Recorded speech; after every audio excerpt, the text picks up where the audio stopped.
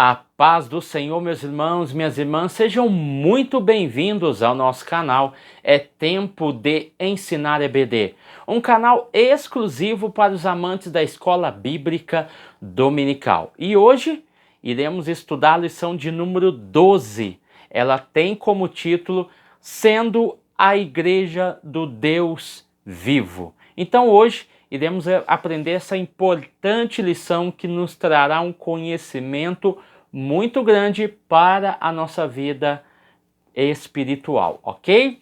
Então, antes de nós começarmos, já deixa aí o seu like. É muito importante para o nosso conteúdo, é muito importante para o nosso canal. Isso mostra para o YouTube que você gostou desse conteúdo, que gosta desse canal. Então, de forma antecipada, antes de você esquecer, já deixa aí o seu like. Também pediria a você que você compartilhasse esse vídeo. Se você gostou desse conteúdo, compartilhe com seus amigos, compartilhe também com o grupo da igreja, compartilhe com aquele que precisa de ouvir a palavra de Deus, ok? E também, se possível, deixe o seu comentário. Isso é tão bom, é tão gratificante, é tão importante, é tão entusiasmante, ou seja, isso nos alegra o nosso coração, alegra o nosso dia quando você deixa lá o seu comentário. Eu faço questão de responder, tá bom? Deus abençoe você, sua casa e sua família e tenha uma ótima aula, ok? Então vamos começar aqui para nós podermos aí extrair o máximo do texto e para que você aprenda um pouco mais da palavra de Deus e abra sua mente para que você ministre da melhor forma para os seus alunos. Amém? Então vamos lá. Sendo a igreja do Deus vivo. O texto áureo vai dizer: grande é o mistério, ou seja, magnífico, grande, maravilhoso, gigantesco. É o mistério que foi revelado para a igreja, para os santos. Então, digo, porém, a respeito do quê? Do que é esse mistério que estava guardado e foi revelado? É sobre o quê? Para quê? Com que propósito? A respeito de Cristo e da igreja. Efésios 5:32. Verdade prática. A noiva de Cristo não pode ser mundana. Ela tem características, ela tem missão, ela tem propósito. Ela não pode ser mundana, pois ela é a guardiã da verdade revelada. E suas vestes devem se manter imaculadas para a boda do Cordeiro, ou as bodas do Cordeiro. Vamos lá trabalhar o nosso texto. Nós temos dois textos. 1 Timóteo 3:14 ao 16 e Efésios capítulo 5, do 25 ao 27. Depois pula para o versículo de número 32. Então vamos entender esses dois capítulos e entendendo uma coisa. Tanto no versículo 16 de Timóteo, quanto o versículo 32 de Efésios, vai trabalhar com a ideia do mistério. Efésios vai trabalhar com a ideia de grande é este mistério, e nós vamos ver o porquê que ele vai falar isso, e Timóteo vai dizer grande é o mistério da piedade. Então vamos entender aqui, ó. O versículo de número 14, nós entendemos que Paulo planeja ver Timóteo. Ou seja, ele quer ver Timóteo ou na cidade de Éfeso ou na cidade de Mileto. Se isso não acontecer, como Paulo é precavido, ele vai escrever uma carta para garantir que as suas palavras cheguem em detrimento da sua presença. Isso é fato. O capítulo 3 de Timóteo, que vai do capítulo 1 até o capítulo 3, versículo 13 para trás, nós temos um assunto. Do versículo 14 para frente, nós temos outro. Então, Timóteo capítulo 3 é um ponto divisor da epístola. É um ponto divisor da epístola. Antes do versículo 13 para trás, ele falou sobre a conduta do culto público, falou também sobre as qualificações para a obra do ministério, tá bom? E as instruções e exortações práticas. Então isso nós vamos ver 1 Timóteo capítulo 3, versículo 13 para trás. Do versículo 14 para frente, nós temos um outro assunto. E aqui, as preocupações de Paulo são concernente à seriedade com a obra de Deus, ou seja, essa seriedade, essa gravidade que nós temos que ter concernente à obra de Deus. E o tipo de pessoa que tornam-se ministros e líderes. Então essa é a grande preocupação de Paulo. Então ele vai escrever essa carta, ele vai qualificar a igreja em 3 categorias. Primeiro, casa de Deus. Segundo, a igreja do Deus vivo. E o terceiro e último, coluna e firmeza da verdade. Então nós vamos trabalhar isso na unidade do número 1, tá bom? O versículo de número 16, nós temos aqui algo interessante, porque ele vai falar que grande é o mistério da piedade. Aqui tem 2 pontos, na sua Bíblia muito provavelmente deve ter também.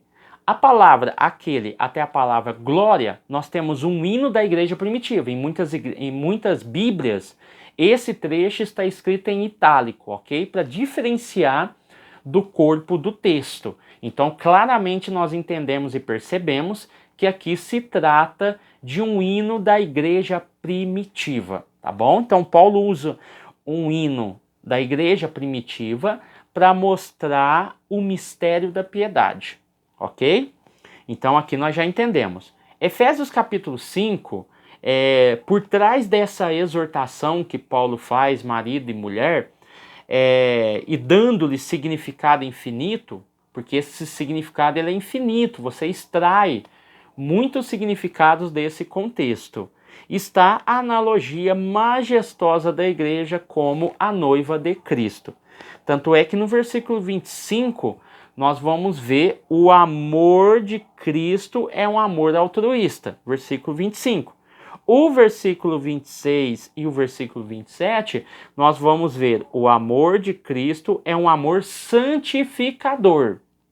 E no versículo 32, nós vamos ver que o amor de Cristo é um mistério, ok? Então iremos trabalhar dentro dessas questões aqui, entendeu? Olha para você ver como ele muda de forma suave um assunto que ele estava falando sobre esposa, marido e filhos, e automaticamente, de maneira suave e gradativamente, ele muda o cenário, muda o conteúdo de maneira suave, e ele faz um assunto de família ser concomitante com o assunto de igreja e Cristo, como ele faz essa troca de maneira suave, né? Então vamos lá. Então iremos trabalhar aqui bastante a ideia dos símbolos, né? A noiva de Cristo, o corpo de Cristo, a casa de Deus vivo, a coluna e firmeza da verdade, ok? Então vamos aqui já por comentário, que é a introdução da nossa revista, vamos lá entender algumas coisas aqui bem importantes, tá? Primeiro, os efeitos do mundanismo são percebidos quando a igreja deixa de ser pautada pelos valores da fé cristã. 2 Timóteo, capítulo de número 3, o versículo de número 1 vai dizer o seguinte: sabe, porém, isto, que nos últimos dias sobrevirão tempos trabalhosos. Aí ele mostra algumas características desses homens, né? Paulo está usando como exemplo o seu tempo atual para mostrar que no futuro haverá homens que são caracterizados pelos homens que ele identifica no seu tempo. Eles terão um potencial maior de maldade, ou seja, serão cada vez piores, tá bom? Então vamos lá.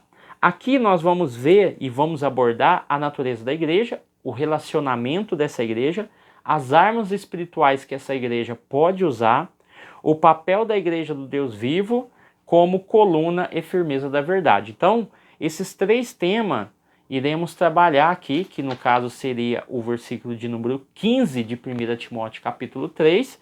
Então nós vamos trabalhar esses pontos aqui na primeira unidade. E a primeira vai ser a casa do Deus vivo, que é a primeira referência que Paulo faz aí no versículo de número 15, tá? De 1 Timóteo, capítulo 3. Então aqui ele vai usar a palavra casa de Deus. Ela foi empregada no Antigo Testamento e era chamada de casa do Senhor. A casa de Deus é uma forma de mostrar que o ambiente da casa do Senhor do Velho Testamento tem a mesma finalidade, a mesma função e até um papel maior e mais amplo do que o Velho Testamento, que era bem restrito à casa do Senhor.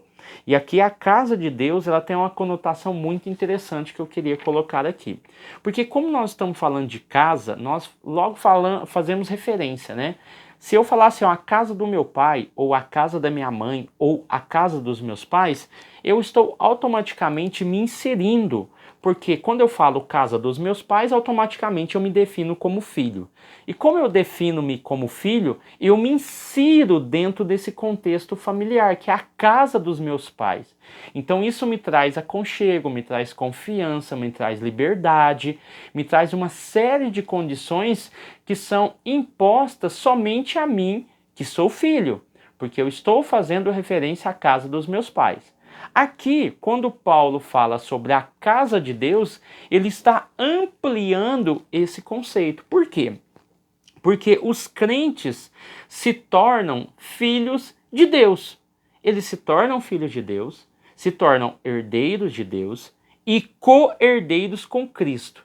Então, metaforicamente falando, e usando também a Word Salutes, né, arminiana, nós estamos falando de novo nascimento e estamos falando também de adoção. Novo nascimento e adoção. Então, são as características ali, a sequência da Word Salutes. Então, com isso, nós temos que essa nova relação com Deus, por meio de Cristo, é bom se entender isso, tá bom? A igreja é a sociedade dos remidos, é a família, a grande família de Deus.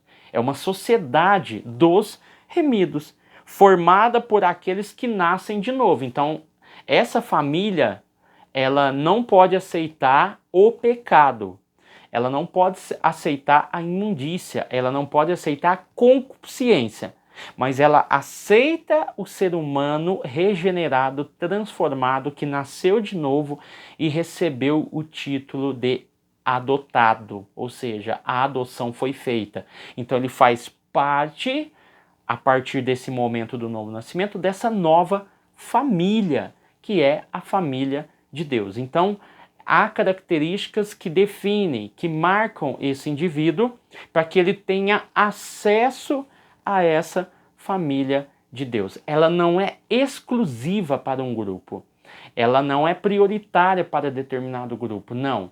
Ela inclui, mas ela inclui aqueles que nasceram novamente, ok? Então, entendendo toda essa questão, a casa de Deus, o autor vai falar sobre esses membros da igreja, que são tratados como domésticos da fé, família de Deus, corpo de Cristo e templo de Deus. O outro termo que ele usa, né, que é a igreja do Deus vivo, o Deus vivo aqui, na verdade, nos traz um significado bem interessante. Por quê? Eu falo Deus vivo, eu estou falando de que a presença vivificadora de Deus que impulsiona o todo. Então eu tenho o ambiente familiar, a sociedade dos remidos, aonde tem pessoas transformadas, regeneradas, que nasceram de novo, receberam a adoção, e agora esse espírito vivificador, ele vai trabalhar dentro dessa família, no processo de santificação, no processo de perdão, no processo de glorificação final, ou seja, há um trabalho vivificador de Deus dentro dessa família que cobre, protege, orienta e também faz com que eles cumpram o propósito e a missão.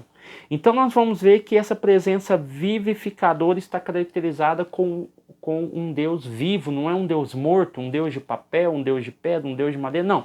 É um Deus vivo que age no meio dessa família. Entendendo essa ideia da família, a coluna e firmeza da verdade.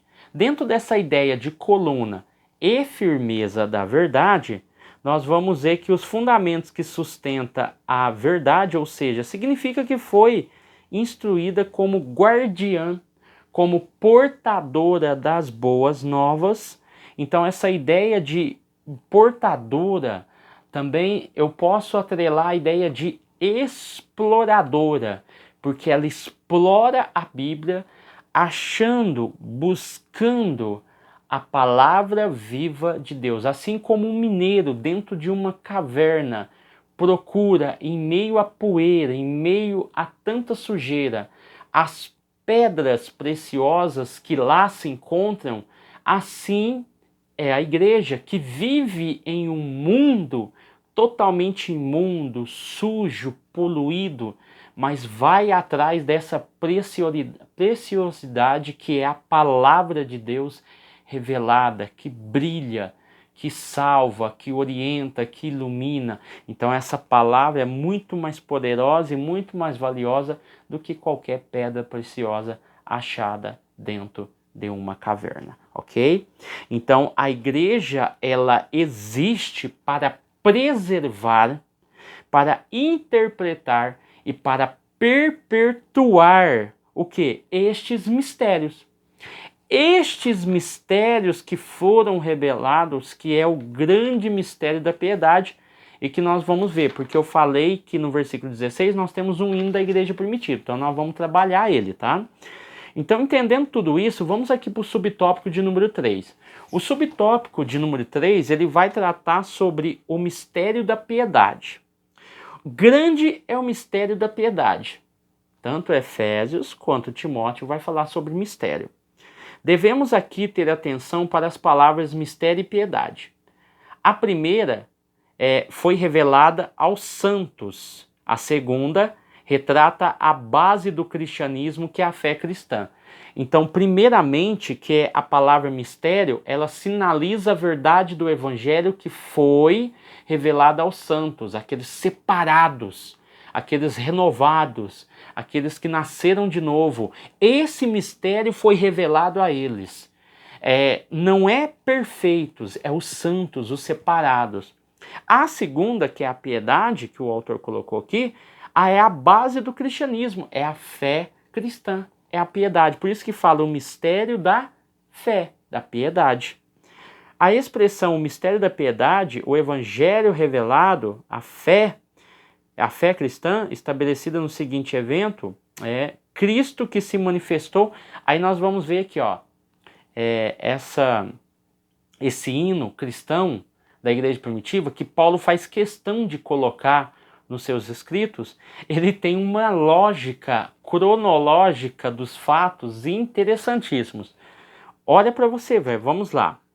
Então Paulo usa um fragmento de um hino primitivo, tá bom? Como eu já falei aqui, que esboça o drama do evento barra Cristo. O evento barra Cristo. Então vamos lá, vamos ler primeiro. Que se manifestou em sua carne, foi justificado em espírito. Lembrando que isso daqui é uma canção, tá? É um hino. Visto dos anjos, pregado aos gentios, crido no mundo e recebido acima na glória. Vamos aqui. Eu separei esse hino em 6 pontos. Só nessas frases aqui, só nesse hino, nesse pedacinho de hino. Como nós temos uma progressão cronológica do hino. Primeiro, encarnação. A palavra manifestou, ou seja, encarnação. Tá bom? Segundo ponto, ressurreição. Ou seja, está na ideia aqui de justificado. É a ressurreição. Terceiro, ascensão, que foi visto. Visto dos anjos. Ascensão. Quarto, pregação do evangelho. É a palavra que aparece aqui, pregado aos gentios. Quinto, a resposta dada ao evangelho. Qual que foi a resposta dada ao evangelho pregado? A crença, porque ele usa o termo crido, tá bom? Crido no mundo. Então esse foi a resposta dada ao evangelho. 6, a vitória final de Cristo, recebido, ou seja, recebido acima na glória. Olhe para você ver, num versículo que é um hino, né? Eu tenho 6 pontos resumido que mostram desde a encarnação de Cristo, que ele se manifesta ao mundo, até a ressurreição, que vai além, na verdade, quando ele é recebido nos céus. Ou seja, a vitória final de Cristo. Em poucas palavras, Paulo usa o hino para mostrar o mistério da piedade. Então, o mistério da piedade é a verdade revelada da nossa religião. É magnífico isso. Parece ser simples, mas não é.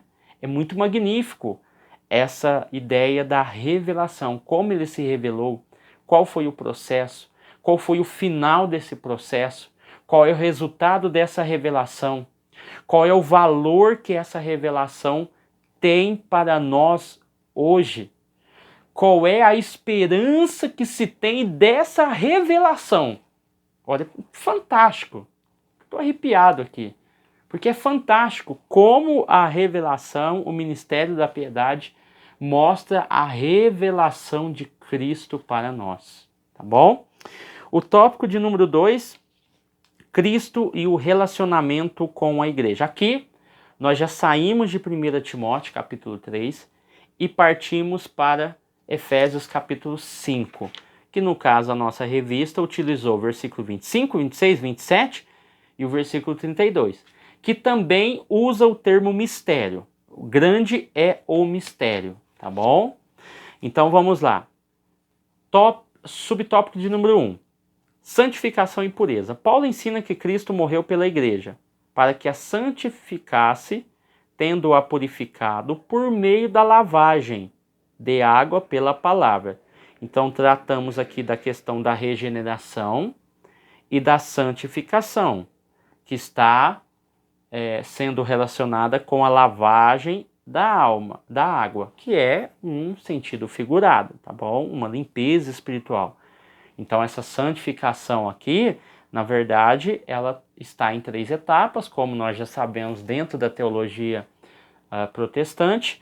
Nós temos aqui a santificação posicional, progressiva e também final, tá bom? Então são 3 etapas desse processo de santificação. Então, Efésios capítulo 5, do 25 ao 27, Cristo amou e deu a sua vida pela igreja. Isso é fato. Ele fez isso para que Cristo morreu? Porque eu sou bonzinho? Porque eu sou bonitinho? Não, não é por causa disso. Ele fez isso para dedicar a igreja a Deus, lavando-a e purificando-a com a sua palavra. O homem estava perdido, o homem estava em um estado de decomposição espiritual. Sujo, imundo, empoeirado. Então, o que Cristo faz? Ele lava ele, purifica ele com a palavra. Ele faz isso para que esse que vos fala seja dedicado a Deus, porque nós representamos essa igreja invisível, ok? Então vamos lá, santificação e pureza. Aqui no subtópico de número 2, gloriosa e irrepreensível.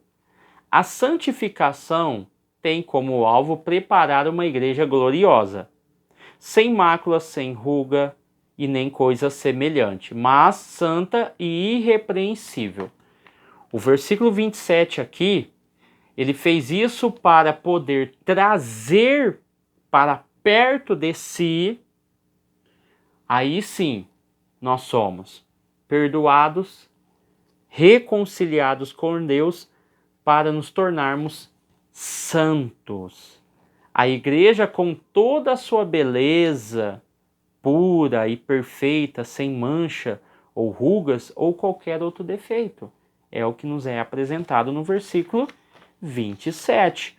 Olha para você ver, nós lemos aqui o versículo de número 26. Eu resumi para você Efésios 5, do 25 ao 27.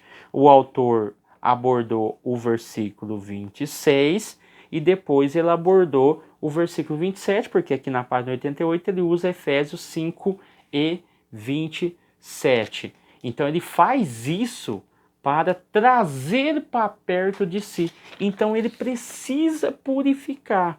Por isso que eu falei aqui sobre as divisões aqui na leitura bíblica em classe, que o amor de Cristo, ele é um amor altruísta, ele é um amor santificador, tá? Versículo 26 e 27, e também o amor de Cristo é um mistério, que é o versículo 32.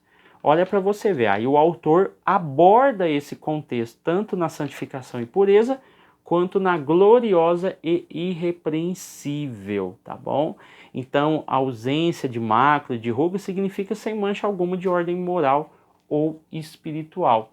Então, nós temos essas características que vão definir a igreja. Essa igreja poderosa, santificada, pura, gloriosa e irrepreensível. Tópico de número 3, as armas da igreja do Deus vivo. O zelo pela verdade. Enfatizamos que a verdade bíblica é absoluta e imutável. Ela é a verdade inabalável, ela é uma verdade que transforma, que liberta, ela é infalível e inerrante, tá bom? Então, é a única verdade, o evangelho de Cristo, não é o evangelho da igreja, é o evangelho de Cristo. Na Bíblia temos dois evangelhos importantes que são anunciados, um por Cristo e um pelo anjo, lá em Apocalipse, que ele vai anunciar um novo evangelho àqueles povos que ficaram depois do arrebatamento da igreja, junto com as duas testemunhas que vão pregar e junto também com os 144 mil, nós temos ali o anjo proclamador que vai anunciar um novo evangelho. Então, esse evangelho aqui é o evangelho de Cristo e ele é a única verdade que tem que nortear a nossa vida, tá bom? Os salvos em Cristo são despenseiros da mensagem da redenção. Ele vai usar alguns exemplos aqui, o uso que Jesus fez de símbolos que remontam à responsabilidade espiritual. Ele vai usar a parábola dos dois servos, o servo fiel e o infiel, a parábola dos talentos, que vai falar aqui sobre os 3 empregados, a parábola do servo vigilante, tá bom? Os empregados que foram, aliás, deixa eu ver aqui, o servo vigilante, tá bom? Que nós tratamos aqui sobre os empregados, os alertas que foram feitos a esses empregados. O mordomo infiel, ou seja, desonesto, e a parábola das 10 minas, tá? Que aqui são 10 servos, a Bíblia representa lá. Então esse compromisso é inegociável, pois espera-se que o salvo cumpra o seu dever com irrestrita lealdade. A igreja deve zelar pela verdade das Escrituras e viver e propagar a mensagem bíblica com fidelidade. Então nós temos aqui a importância e o dever e o compromisso de zelar pela verdade das Escrituras. E todos esses versículos, esses capítulos são importantes, que falam sobre o zelo, o cuidado, a questão dos talentos, do dinheiro que foi dado ao servo, ele tinha que multiplicar. Enfim, são vários exemplos que são usados aqui na Bíblia para mostrar justamente esse zelo e esse compromisso com a palavra de Deus. O ensino da verdade. Deus constituiu líderes para o aperfeiçoamento e edificação da igreja. Então nós temos aqui uma matriz teológica, tá bom? Essa matriz teológica está associada a uma matriz do início, né, dessa liderança. Então eu tenho uma matriz, dessa matriz, como o próprio nome diz, houve alterações, tá bom?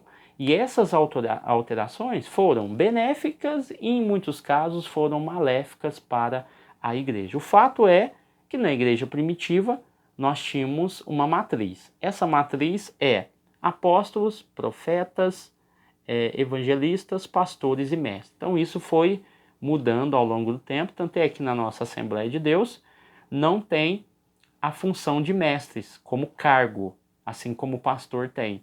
Nós não temos a função de profetas, não temos essa função.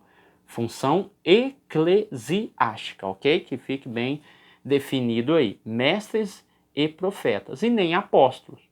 Tem igrejas que usam a base da matriz teológica, e tem apóstolos, por exemplo.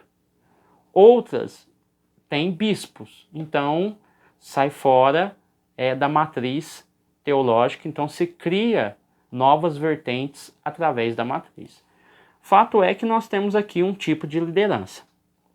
Então, portanto, o livro deve ser apto para ensinar, a capacidade de compreender as escrituras e defender a ortodoxia e refutar as heresias, tá? Efésios capítulo 4, versículo 13 vai dizer: alcancemos a unidade da fé e o conhecimento do Filho. Ou seja, estou falando de maturidade espiritual, ok? Então, até aqui ele vai citar uma fala das 95 teses. Não por acaso, na tese 54, Lutero ensinou que ofendemos a palavra de Deus quando no sermão não há tempo ao estudo da Bíblia. Quando a exposição da Bíblia não é o cerne da pregação, não ensinar as escrituras, relativizar suas doutrinas ou fazer concessões ao pecado equivale a fazer a igreja refém do mundanismo. Então vamos ver aqui, vamos entender essa tese.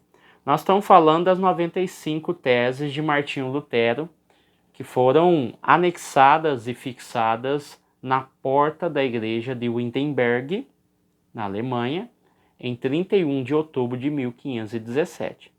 Então nós temos 95 teses.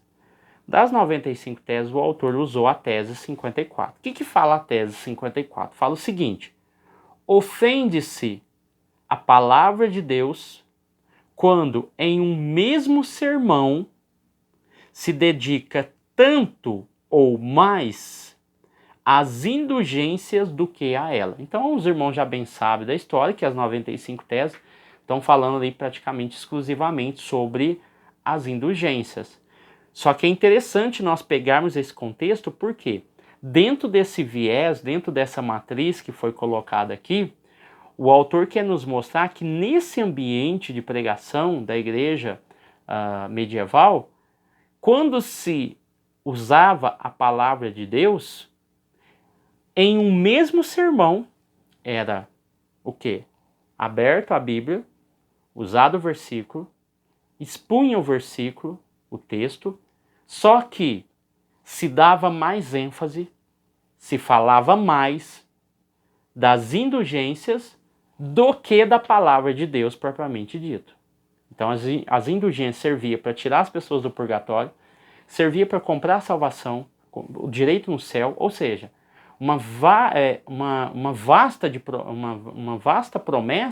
vastas promessas concernente à compra dessas indulgências que eram usadas para construir o Vaticano que nós conhecemos hoje. Então era arrecadação em massa, tá bom?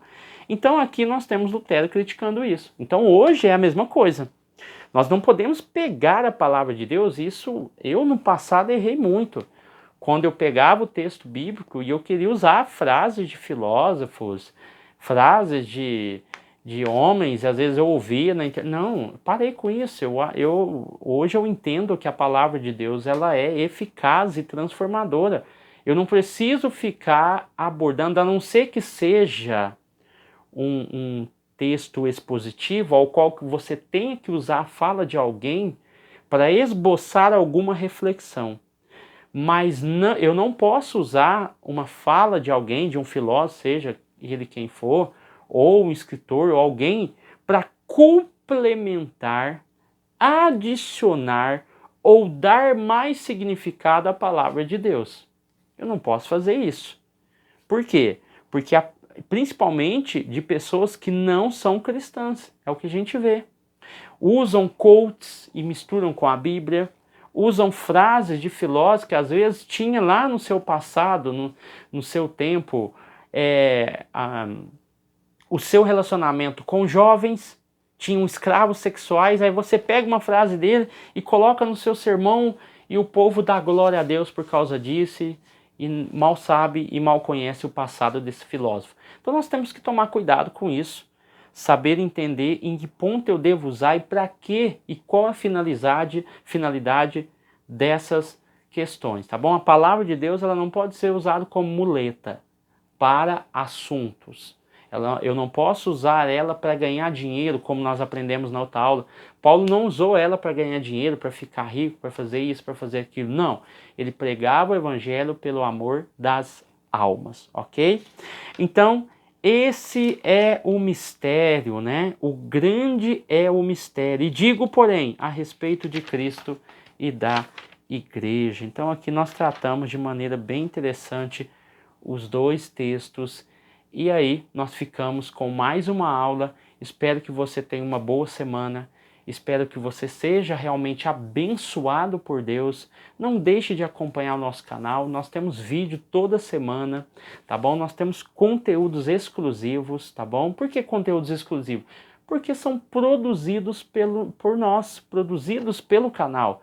Nós não pegamos conteúdos de outros canais. Nós estudamos a palavra, transmitimos para você e você automaticamente extraia aí o que é mais relevante para você. Amém? Deus abençoe você, sua casa, sua família. Fique com Deus e até o próximo vídeo, em nome de Jesus.